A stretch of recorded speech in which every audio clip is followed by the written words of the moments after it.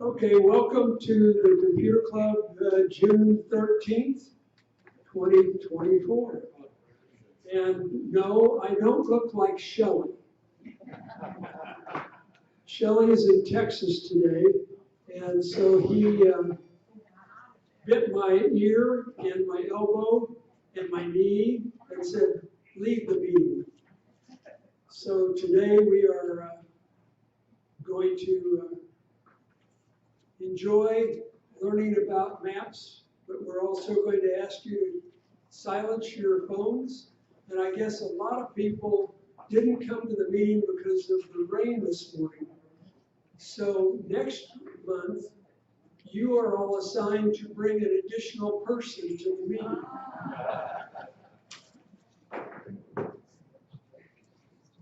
This is our agenda today for financial report, memberships, computer club matters, classes, and all the other stuff that we try to do. And next slide. Next slide, please. Yeah, next slide.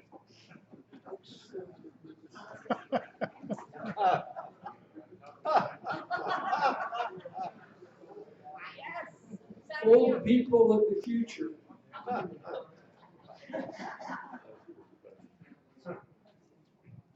Vintage.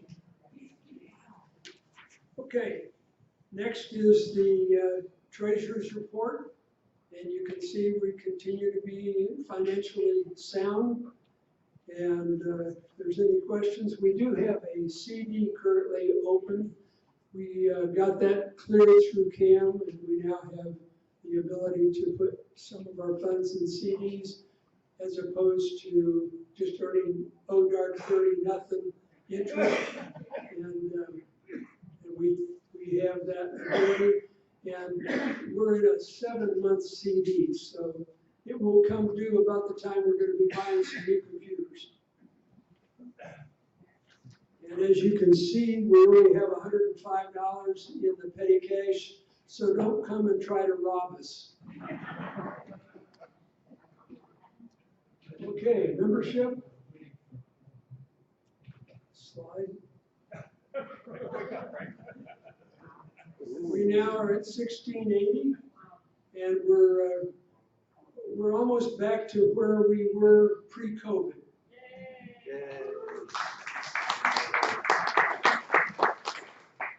Thanks to you. The next, you got it. We always, just like almost every club in the community, there's always a need for leadership and for membership and for instructors or teachers. And I'm sure that just by talking to a few of you, you have the skill level to teach some of the things that you know about your Apple phone or your Android phone or your iPad or your whatever, PC.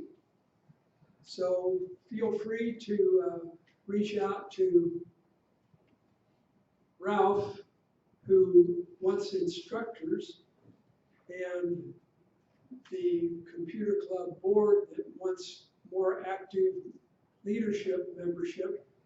And so if you are so moved, we will welcome you.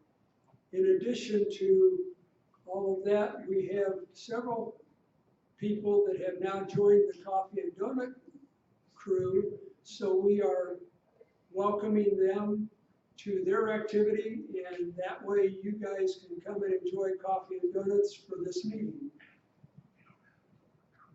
And lastly, as far as our need, each year we go through a need for officerial nominations in June so that we can introduce a new slate of officers for the club in July.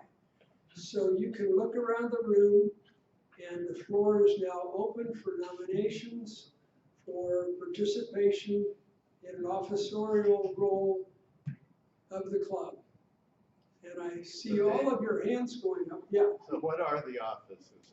The office, the board is Well, we have a treasurer.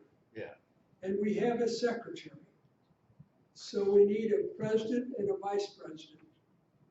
So those are the open offices that you could nominate yourself for, or someone that's sitting at the table or in the chairs with you. And I see all the hands going up, my gosh. Anyway, why don't we do this? If you have anyone that you want to nominate and they are not here today, John, would you stand up? Come and talk to John, and he is the nominating committee for the club, and he will introduce those people next month. Thank you very much for your listening and hopefully participation. Okay, Club Matters, the Apple and the photographic group are meeting as scheduled on this announcement. And the club continues to maintain their open hours on Monday and Thursday from 9 to 12 for all your questions, concerns, and failed computers. And we continue to recycle all electronics other than CRT monitors. Those are the big ones that were about 1.5 or 2 feet deep. And they last forever, but they just don't get recycled very conveniently. They're $25 to recycle those. Anyway, what's next?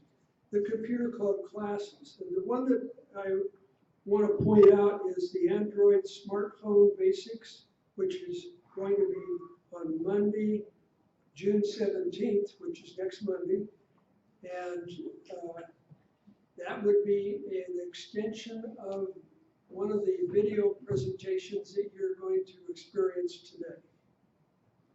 There's no classes in July and August, but if you have questions about the Android portion of the MAPS presentation today, then I would suggest you come to the Android class on Monday next week.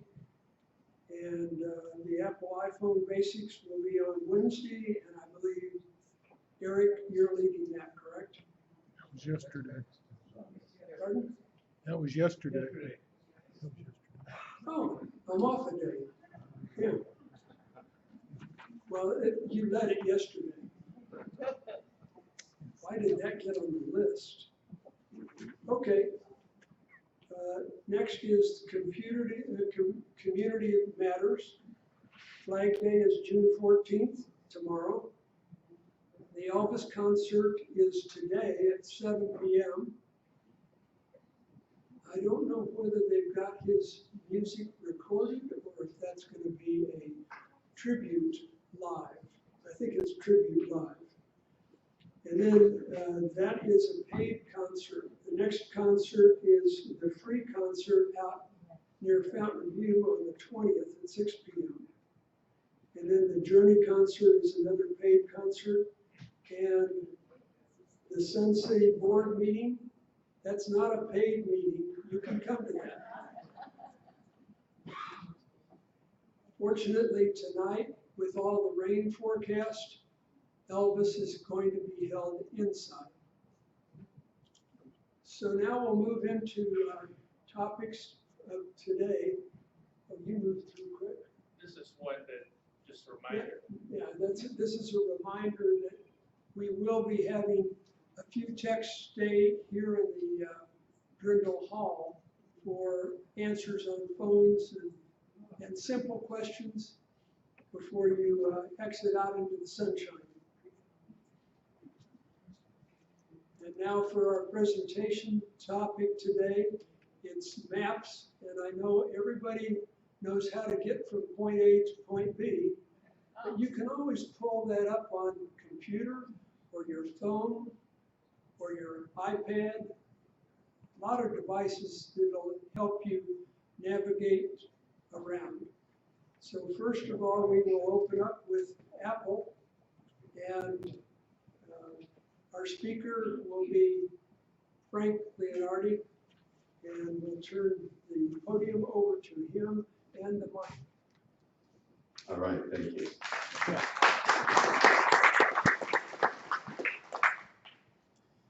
All right, well, I noticed on the previous slide, they almost got my name right. It actually has an I at the end, but good old Italian name. I do want to say that what I'm going to present today is really a high-level overview. I mean, these apps, many of the apps, especially Apple Maps, has a lot of options, a lot of features, and really don't have the time to dive into them. But if you are an Apple user and you use Apple Maps and you want to know more, I'm sure there will be, after the summer break, there'll be an Apple class that will cover things like that. So anyway, to start out, obviously the first thing you need to do is find the app. Apple Maps comes preloaded with Apple products, iPhones and iPads. So basically, you see the icon, it's got a highway or something on it. And now, if that's not right in front of you, you also can, and this is something I do for a lot of the apps, is you just swipe right till you get to the search screen, and then you can start typing Apple or Maps or something, it'll show up. So anyway, next slide. Now, one thing that's obviously handy is if you go to places like work or home. I know probably not too many of us go to work, but addresses that you use a lot, you can add them to favorites. They offer the default home and work, but you can add, there's an add button, you can add anything you want. If I go to my favorite coffee shop, I'll put that in, in case I get confused before I get my coffee. Okay, next slide. Now, the other thing that I don't actually use that often, but sometimes when I'm out, on a trip somewhere like to the mountains, which is a little ways away from here, you want to see different views. Apple offers 4 of them. Can't really read it. It's like Explore, Driving, Travel, and Satellite. Now, the thing I find most interesting will be the satellite view. I'm up, say, in Colorado in the mountains, and I want to get a sense for the terrain. And it's not actually a satellite view. I understand that they have drones that fly and do it, but it's interesting. You can see the terrain. If you commute and stuff like that, maybe one of the other views would be good. Okay, let's go somewhere. So how do you do that? Well, there's a Search Maps text box you can see there, and you can type a name of a place or an address. You can type like a city or a country. I mean, it's pretty flexible. You can put in there, and then essentially it comes up with a list. Let's see, where was I going when I did this? Oh, Panera Bread. We finally got it, and I love going there. So, then you pick it off the list. Now there's, notice if it's a chain, there's, thing you can. Oh, here. Oh, okay. Wow, technology.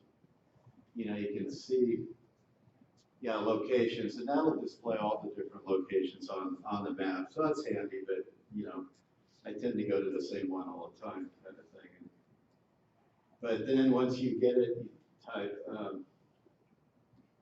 tap directions. Well, I don't know where that is. Oh, well, you tap on the directions right there. So if you didn't want to go to the first one, you can tap on whatever the one it is, and then. Or you can tap the car icon, and they'll bring up the directions. And so if you need to stop it, so anyway, you see over here, this is what it looks like on the map. It does, start here and end up there. But say if you wanted to, I forgot I had to do an errand, so on the way to Panera Bread, I better take care of it. You can type, there's an add stop right here. And then, this time I needed this, after Panera, I'm going to go to Walmart kind of thing. And so then that allows you to have more than just here to there. You can go multiple times. I'm not sure how many stops you can have, but, I've had up to 4 stops at least, and I think it's probably well beyond that. So you can plan out your whole day with this. Next slide, please. And then when you reach your destination, there's, en route pops up, makes it pretty easy to do. So then you got there. And so now, so say you're going somewhere they're not familiar with, one of the things I use this for often is I'll go someplace and then, points of interest, I want to say, where's the tallest mountain in Wisconsin kind of thing or something like that, you can look locally for different things. And on a more mundane note, if you need to find gas or restaurants or hotels, I mean, you can see well, those are my favorites, but basically, you can enter something in the search box and like gas station. I'll show you all the different ones. And I believe it even shows, prices, that kind of thing. So it's not just you get from here to there, but also once you're there, you look around and figure out where you want to go. One thing I generally use it for is, after I spend all day driving around seeing the sights, well, I need to gas up, and so I'll look for a gas station, that kind of thing. But it's pretty handy. And once again, it's, it all centers around the search box.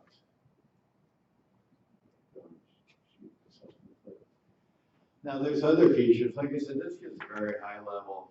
I tend to use Apple Maps most maps mostly for going here to there. And I'm not a real power user, but there is Apple CarPlay integration. If your car supports Apple CarPlay, at least at minimum that you can get the voice to come out. I understand.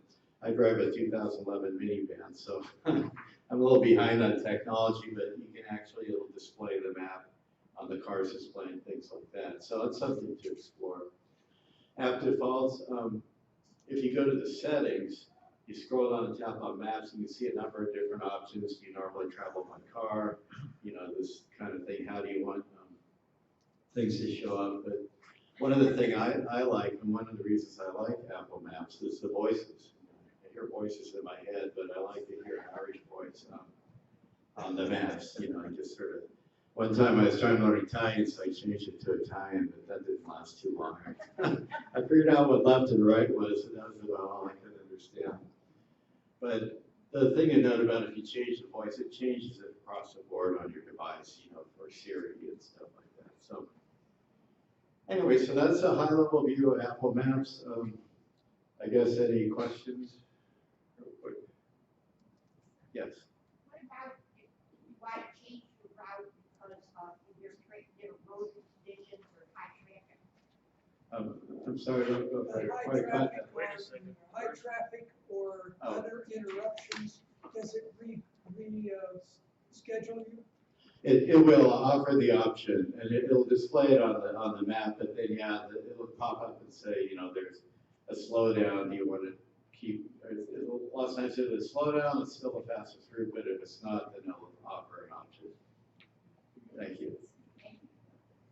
Can you program it on your Apple computer and then move it to your phone? I don't know, I don't have an Apple computer, but they do have is it change off, or they do have, there's an option to move applications of any type between your different devices. I expect you can. Who uses the computer anymore? Yes. A couple of us are having a hard time getting to maps because we're not on Wi-Fi and months of the year. I'm sorry. You have to be on Wi-Fi here in order to participate. Some people don't know that. Oh. What was your question? Yeah, Wi-Fi's working in here, you got your phone turned on. They don't know how to get that. See me after we have our little end of the meeting here. Okay, well, I guess I'll call it quits now. If you do have other questions at the end of all the presentations, we can deal with them. Thank you so much.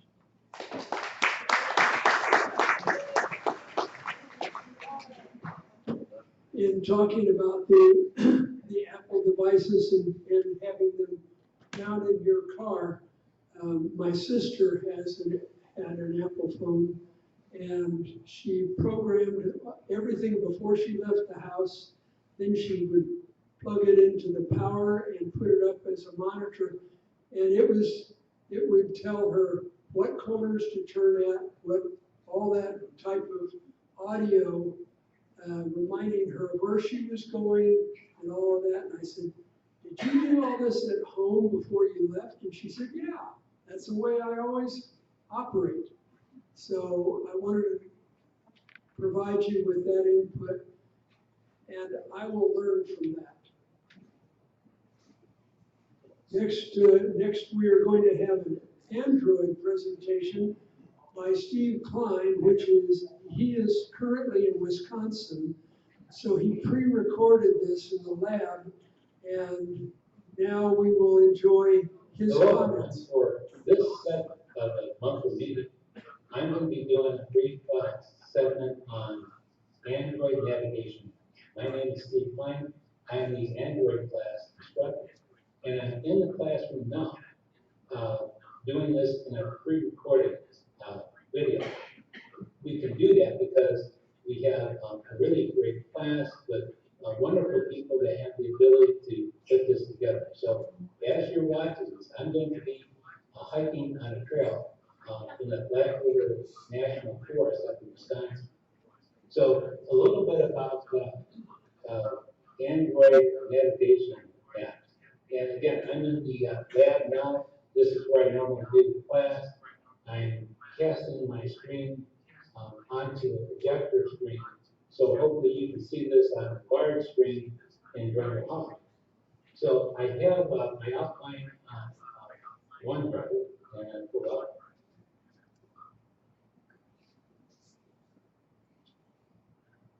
And so the apps that I'm going to be talking about today is Google Maps. This Google Maps navigation. It's the biggest out there. It has the most people using it.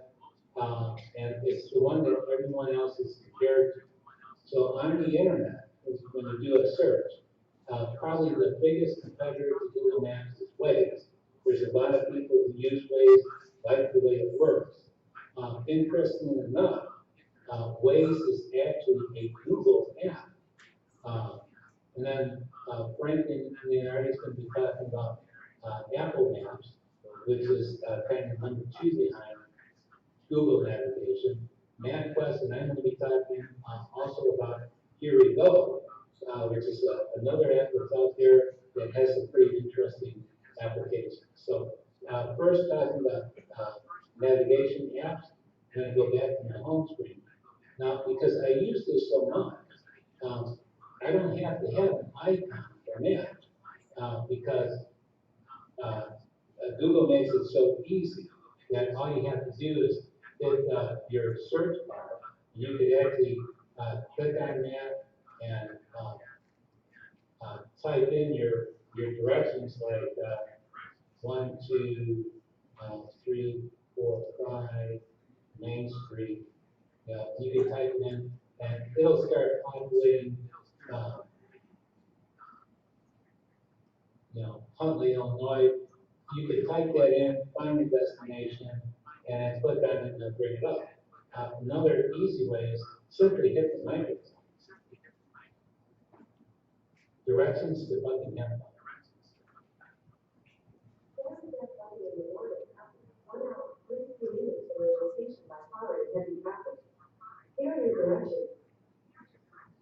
It's that easy.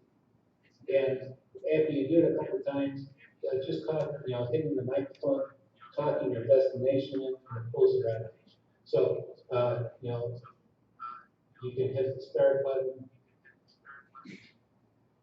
Once it loads the map in, Head west on Meadowview Court for County View Boulevard, Hennig Road. You can print it if you want to see if there's any delays. It looks like there's just a little bit of a delay coming out of Huntley, and you can follow that. You're on the best route. You should reach your destination by 5:10 p.m. So it's saying that there's road closures, and now you can see where the congestion is coming through Chicago. And for anyone that's familiar with this app, all you have to do is drive down to where the traffic backs up. You can turn off, and the navigation at that point will take you to your destination in the quickest point possible. So all of the navigation apps work that way. Now they're a typical feature. Some work better than others. That's why it's a good idea to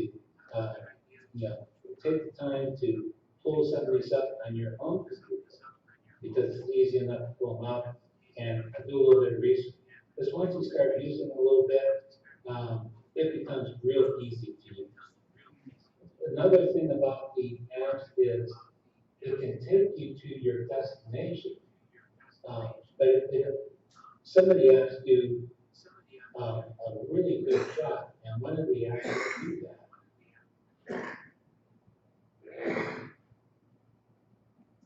is MapQuest.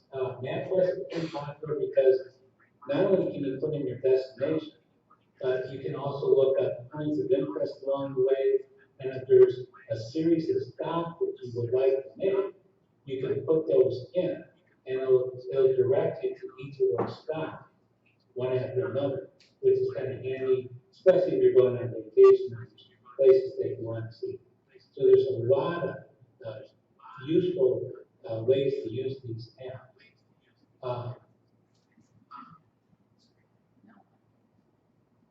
Just gonna add that, yeah.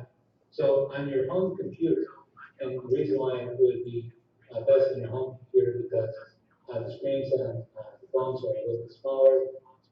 It's easier to see the features that they do and pull that up. You can simply go on your computer to your browser, whatever browser you're looking at, and either type in or type preview information on, here we go, navigation. So it pulls up information on that. You can click on it, and it'll give you various information on there. Yeah.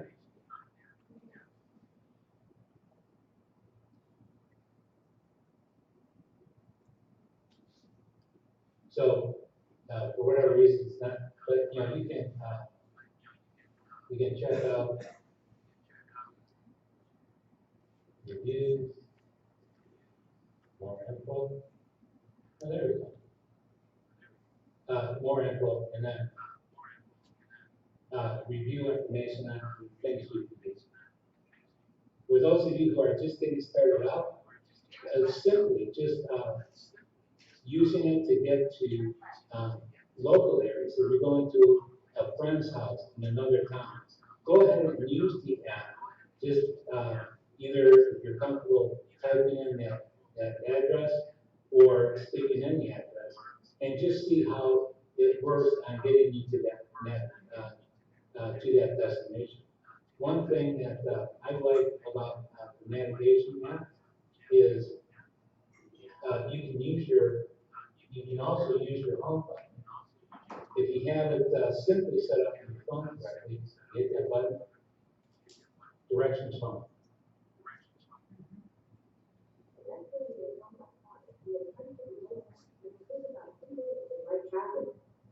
No matter where you're at in the world, you can simply hit that button, say directions home, and it'll give you your directions home. It's that easy. So that's a nice feature. So we've talked about navigation apps on the phone. You can use Android Auto to connect your phone to the car and have it off your phone do your navigation for you. Many of the cars today already have a navigation device. Usually that's a Google application already loaded in the car, so you really don't have to use this. My wife and I, a lot of times we'll bring both up just to see how each app handles getting us from to the destination that we want to go to. And it's interesting that many times it'll be different routes by the applications. It's all very interesting. So I'm going to pull up that document again. Let me just talk about the app from another aspect, and that is security. You know, in the Android class, a lot of the questions that I get have to do with security. If you're a person that's concerned about security on phones, then this segment is for you. Google Maps and Waze Waze is a navigation app that's owned by Google. It's a Google application as well. Get a lot of criticism on the fact that your travel locations are documented. So it stores where you go in their app. They say that they have it set up so you can turn that off. But if you look at a lot of the reviews, it doesn't turn off. It doesn't turn off everything, and your location information is being accumulated and stored by the application. For some people, they're not comfortable with that. If that is the concern for you, MapQuest is a little bit better, but here we go. It's the most favorable comment on not collecting your travel information. That's a concern, that would be there. So let me just wrap up. If you have any questions, want more information, simply come to one of the Android Fest presentations coming up. And everyone here that's a member is welcome. We talk about things like that. We can pull this up and help you find the one that works out best for you. One last thought, there's a lot of volunteers who work at the club. There's always so much more. There is so many apps out there, things we can do on the phones. They're wonderful devices, but it's hard for three of us to really pull together all that information and get it to the members of the club. I would recommend that if you have a couple hours a month, just 2 hours a month, consider spending 1 hour doing research on your favorite topic. It might be home automation, something specific on the phone, like the fitness app and things like that. But if you have an interest on the topic, consider doing an hour of research. We'll put together people that are doing similar things. We can compile that information, figure out things to look at, get that really working well, so we can present it to everyone here in the class. So that's my presentation on that. I look forward to talking to everyone here at the lab. And thank you for attending.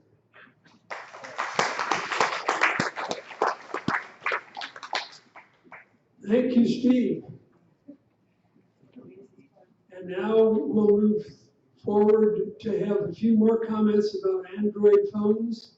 One comment I'll make before Frank comes up, and that is that occasionally I will pull up a map on the computer and look at it, and I'm a more visual person, so I will usually convert it to a instead of just a hardware map, it will be, what do they call that other view? Satellite view, thank you. Satellite view, and then I can hone in and I can look at where the streets are, and geographically you can back in and out on that and see the lay of the land, so to speak. And that is very handy for me, being a much more visual person. So I just thought I'd pass that along. Frank? Howdy, everybody. Howdy. How many of you have used maps on your travel from your computer? Okay. So all of you used it to some degree. I want to tell you that Google Maps is changed quite a bit in the last, 5 years, say. It's gone from a program that was just about perfect to a perfect, now it's a perfect program with memory, and it's got artificial intelligence. Give you some idea of what it does. It also tells you what lane to get into on your interstates. If it's a 4-lane road and the lanes are blocked ahead of you, it'll say move over to the left or right is moving. You'll say, how does it know that? It's got smarts. Also, it also has another feature that drives you most people weird that have motorcycles. It knows you're driving a motorcycle. You don't tell it, it knows it. It knows it because your phone has a level program in there. It tells how much it's tilting. And when you go around a corner, you usually just go around the corner and you tilt. So it knows you're driving a two-wheel vehicle, and it will give you information based on that information, and you don't do nothing. A lot of that stuff is new. So what I'm saying is that if you're going on a trip or planning to use it on a trip, basically, not just going to your neighbor's house in another town around here, or finding out where somebody lives in Sun City by their street address that we used to be able to do on a Sun City site, but they took that away. So now you have to do it manually, type it in on your Google navigation tool, and it pops up and it shows the street, and you say, oh yeah, I know where that is. And you can drive to it very easily. So that makes it, I think that type of use for the program is one that everybody can use on an individual basis, on finding a location of somebody's address where they're located. So if you don't know how to do that, come into the lab and we'll help you. We'll help you with all these types of problems you have with trying to figure it out. One of the things is that Google did is the program you run on the computer is different than the one you run on the phone. So the phone is very easy to get because you pick it up and tell it where you want to go. At home, you gotta look around and say, where the heck can I talk to this thing? It's harder. So anybody that's used it, say, maybe even last summer, it's a good idea that you spend some time trying it when you're not in a rush on going on a trip somewhere. And the other thing you can do on the computer that you just can't do on the phone is adjust the route. If you want to go your way, instead of the computer's bright way of going to the house or where you're going to go, and you're not going to go down that street, you don't like it. You can just drag it off to the street you want to go on a PC. It works very easily, and it's really good now. It used to be it didn't do that good. It would only take spots of the trip. It wouldn't put them on a long section. If you had two parallel roads and you wanted to go on one that was further west, you drag it, it would pop back, and it really works good now. So what we're saying is that if you're going to go on a trip, you should allow yourself at least 2 weeks ahead of time to plan it on your computer. And there is, lots and lots of videos made on how to do it and help files. And how you find those? You can just go into Google and search for Google Maps help files. And it will show you a lot of YouTube videos that show you how you can do stuff. And also it will have a text section where it gives you a short way. But that one usually is not too good for us at our age. It has, all these words that a start button. Where's the start button in Google? So you're wasting time on that. So usually you're better off looking for ones that are listed as a YouTube video. They'll show you.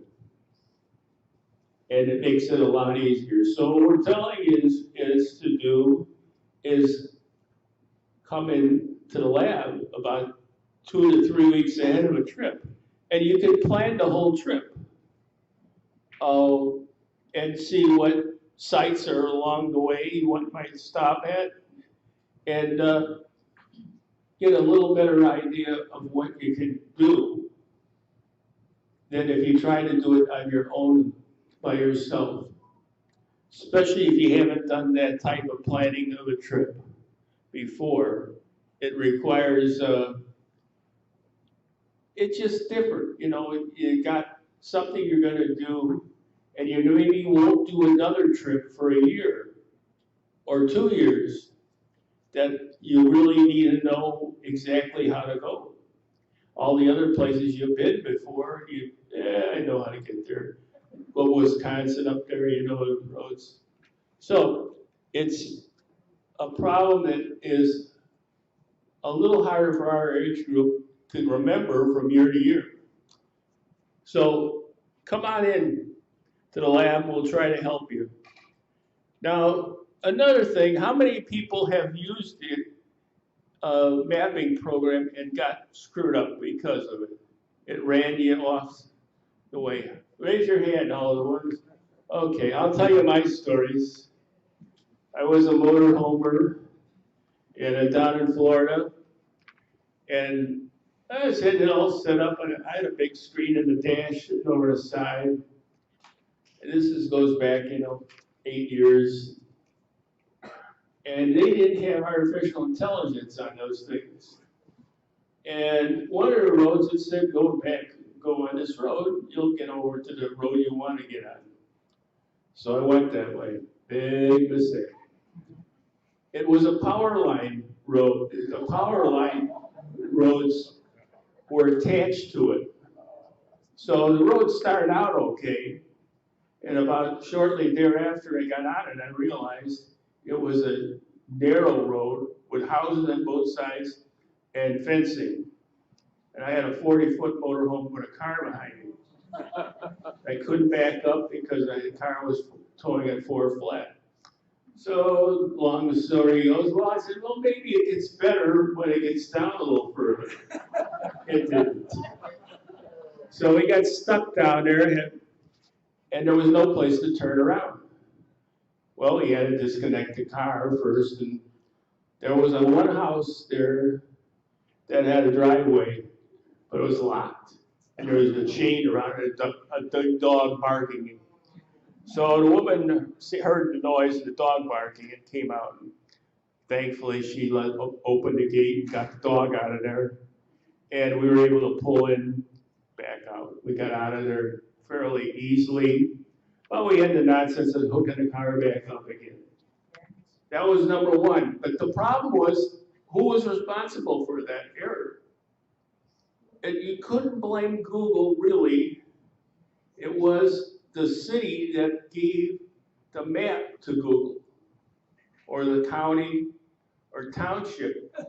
They showed a power line at the end of the road. And it had a little roadway, a little easement along with the power line. And they included that as a roadway. So you can't really blame Google for finding the road that doesn't go anywhere. It was a township error. Now they got entire intelligence that looks at those maps and figures those things out before they put it in. And a lot of those errors like that, you won't see those too often. Another one was up in Wisconsin.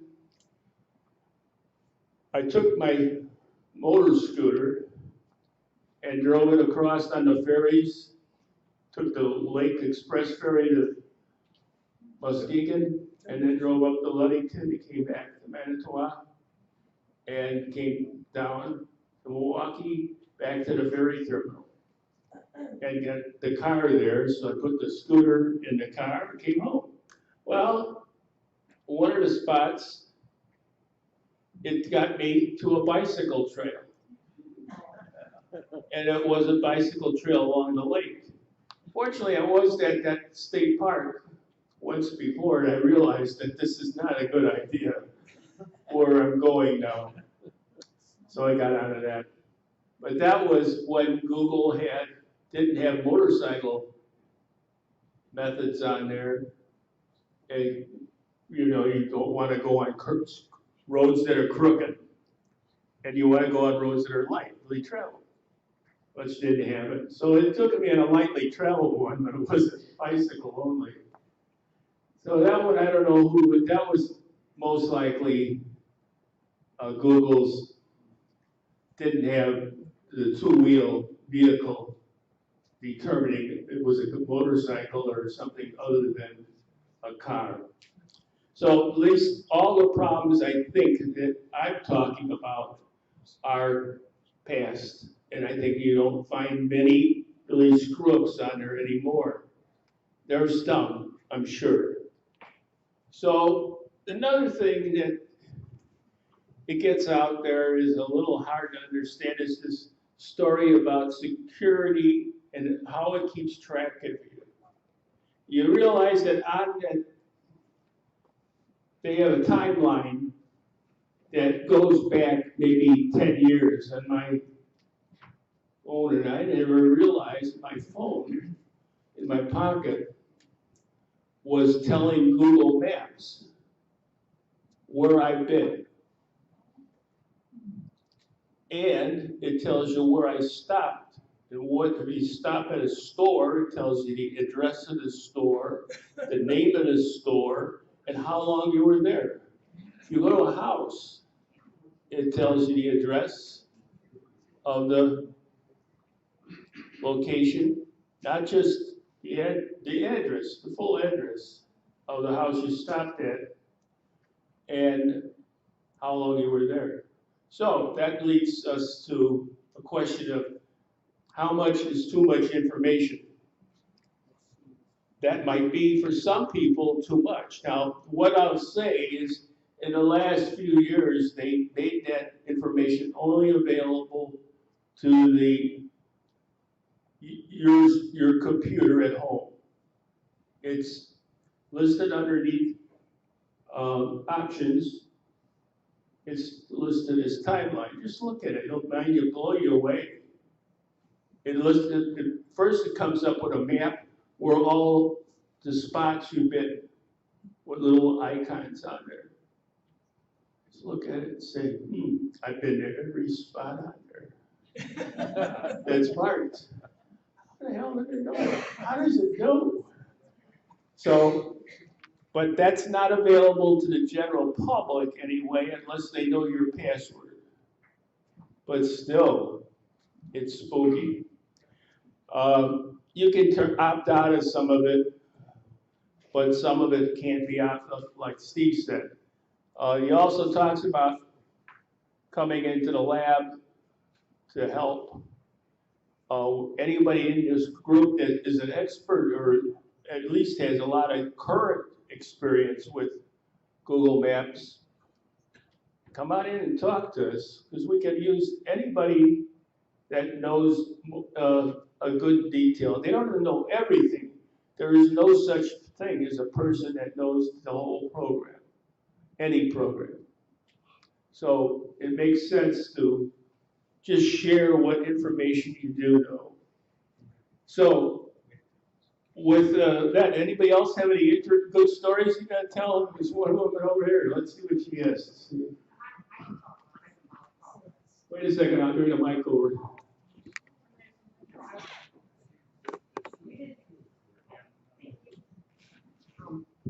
Okay, I'm not confessing to anything. Okay?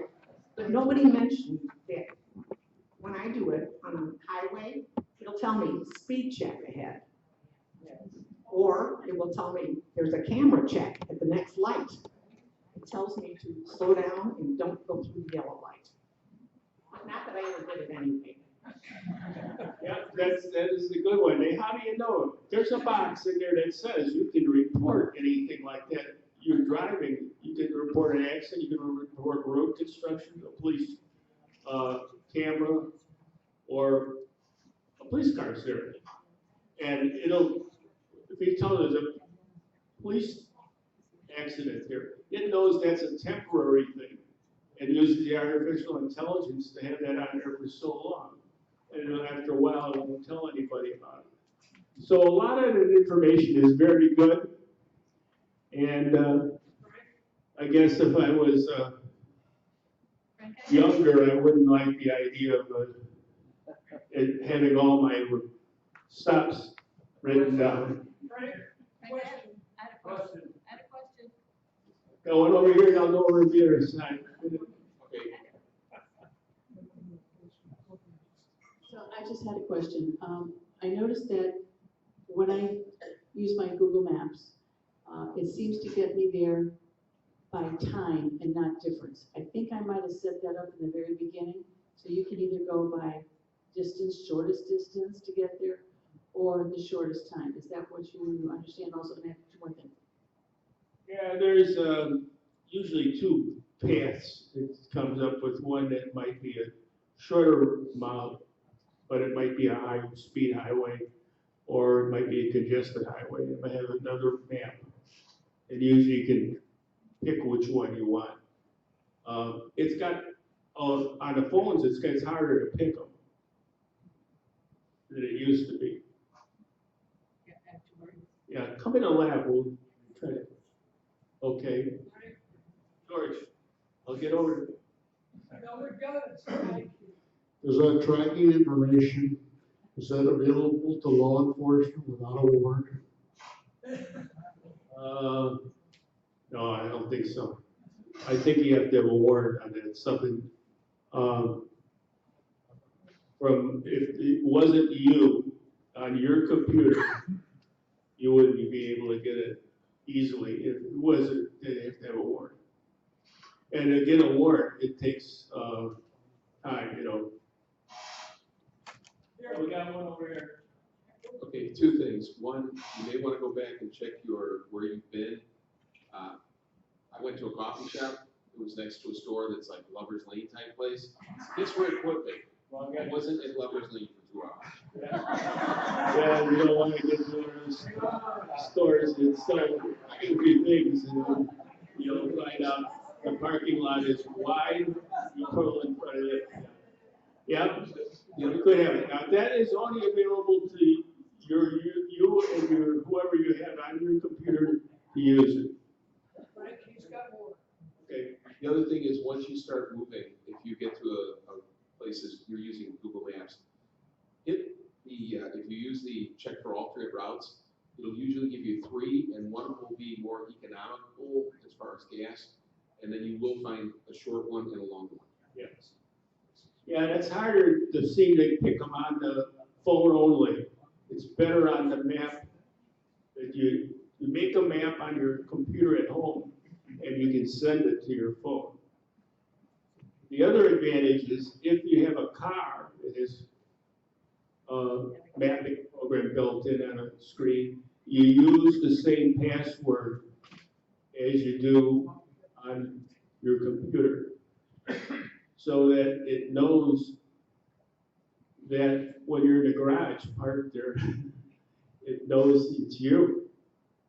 And you can get all your information that you broadcasted, you made out in the Google on your computer to the car. And the phone is a little easier because you got the phone in the house, right next to the phone. When you're signed into Google and you have a car or a phone, it should have the same password on it, so they all blend together in the same SID or the name of the router. Somebody else that's watching you can get a discount on your automotive insurance. And then they put a tracker on you and they know exactly where you drive and where you've been and everything else. So the insurance company is another one that's tapped into your whereabouts. Yeah, that usually is required you to give them permission to plug it into your car, or they mail it to you, and they tell you to plug it into the computer jack on the car. And it will restore, you don't actually know what it's doing. I have that on State Farm, and actually I get a discount if I'm a quote-unquote safe driver according to their definition. I don't like their definition, that's the thing. One other funny story is, several years ago, Mary and I were down in Florida, rented a car, and it had a tracker for you, a computer mapping program. So I said, well, why don't I try this? And Mary said, well, I don't know, she has an Apple, and she keeps good track of when we're in the car, she's an excellent navigator. I said, well, let's compare the two. You know, one had a male voice, the other one had a female voice, so it was easy to tell who was talking at the time.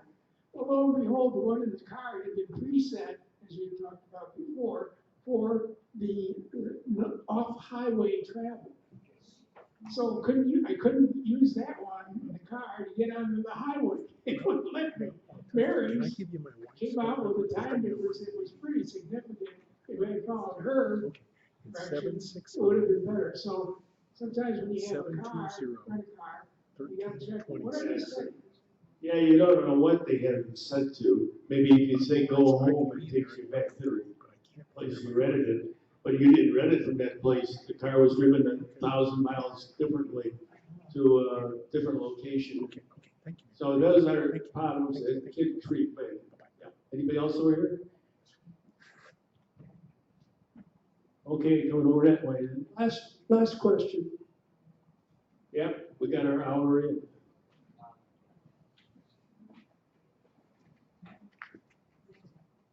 If you're in, I'm gonna be in Scotland next month, will my maps work there?